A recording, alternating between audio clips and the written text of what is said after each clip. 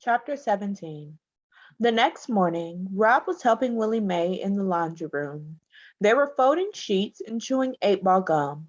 All night he had tossed and turned, scratching his legs and thinking about the tiger and what Cecile said, that he had to be set free. He had finally decided to get Willie Mae's opinion. Have you ever been to a zoo? Rob asked her. One time, said Willie Mae. She cracked her gum. Went to that zoo over in Sorley. Place stunk. Do you think them animals minded it, being locked up? Wasn't nobody asking them did they mind? Willie Mae pulled another sheet out the dryer and snapped it open. Rob tried again. Do you think it's bad to keep animals locked up?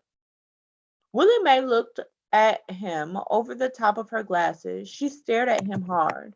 Rob looked down at his feet. When I wasn't but little, said Willie Mae, my daddy brought me a bird in a cage. It was a green parakeet bird. That bird was so small I could hold it right in the palm of my hand. She draped the sheet over one shoulder and held out a cupped hand to show Rob. It looked to him like a hand big enough to hold the entire world. Held him in my hand, could feel his little heart beating. He would look at me, cock his head this way and that, called him Cricket on account of him all the time singing. What happened to him? Rob asked. Willie Mae bent and took a pillowcase out of the dryer. Let him go, she said. You let him go? Rob repeated, his heart sinking inside him like a stone. Couldn't stand seeing him locked up. So I let him go.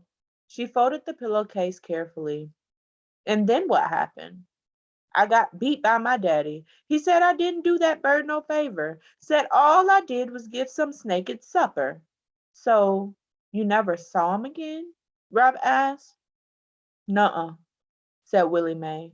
But sometimes he comes flying through my dreams, filting and fiddling about and singing. She shook her head and reached for the sheet on her shoulder. Here, she said, go on and grab hold of the other end. Help me fold this up. Rob took hold of the sheet as it billowed out between them. A memory rose up before him. His father standing out in the yard, holding his gun up to the sky, taking aim at a bird. You think I can hit it? His father said. You think I can hit that itty bitty bird? Robert, his mother said, what would you want to shoot that bird for? To prove I can, said his father. There was a single crack, and the bird was suspended in midair, pinned for a moment to the sky with his father's bullet. Then it fell. Oh, Robert, his mother said.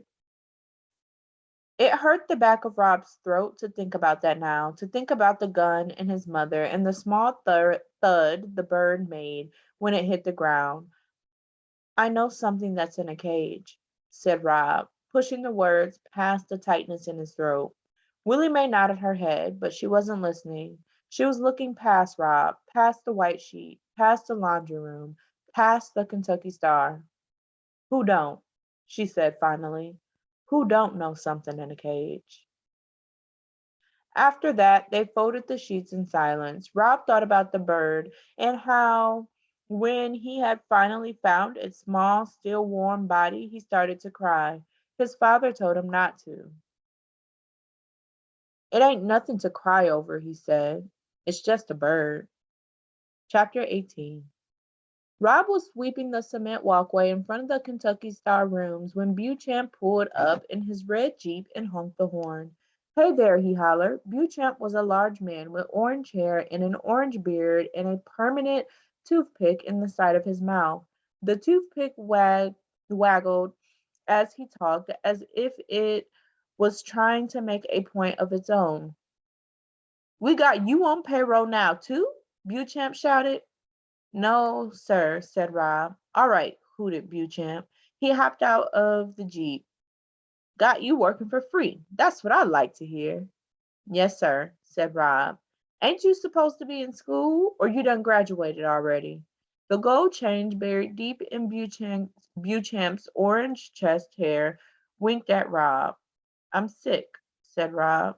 Sick and tired of school, right? He slapped Rob on the back.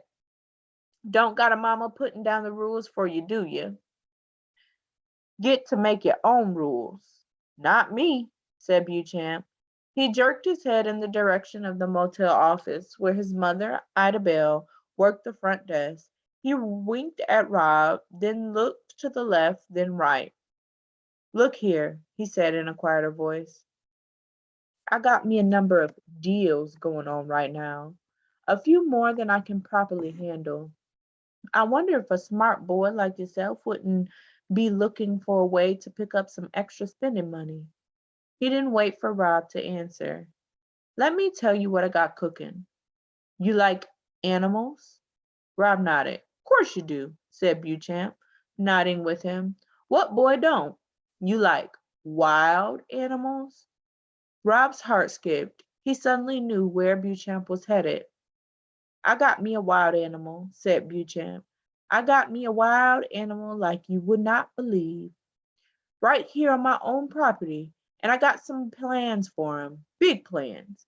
But in the meantime, he needs some taking care of, some daily maintenance. You following me, son? Yes, sir, said Rob. All right, said Beauchamp. He slapped Rob on the shoulder again. Why don't you climb on into this Jeep and let me take you for a ride, show you what I'm talking about?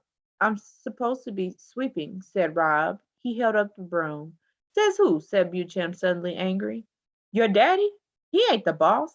I'm the boss. And if I say let's go, you say, all right, said Rob. He looked over his shoulder, wishing fervently that Willie May or his father would appear to save him from Beauchamp, knowing at the same time that he could not be saved, that he was on his own. Good, said Beauchamp. Climb on up. Rob climbed into the passenger seat. There was a big brown grocery bag at his feet. Go on, and put that in the back, said Beauchamp as he swung into the driver's seat. The bag was heavy and it stunk. Rob carefully put it on the floor in the back and then noticed his hands. There was blood on his fingers. That's just from the meat, said Beauchamp. It won't hurt you none. He cranked the engine.